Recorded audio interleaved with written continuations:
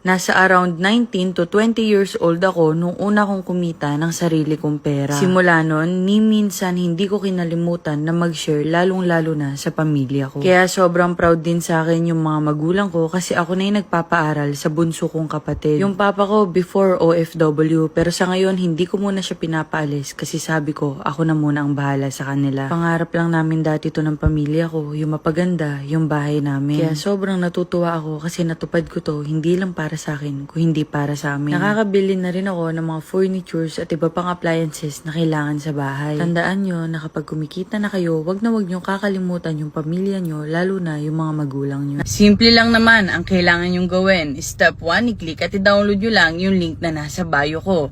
Step 2, gumawa na kayo ng account. I-connect nyo na lang sa Facebook o kaya phone number nyo para mas madali. At step 3, magla-live lang kayo dyan ng 1 to 2 hours araw-araw. Ganun lang kasimple yun. Kaya ano pa inaantay nyo? Walang mawala kung susubukan mo. Good luck!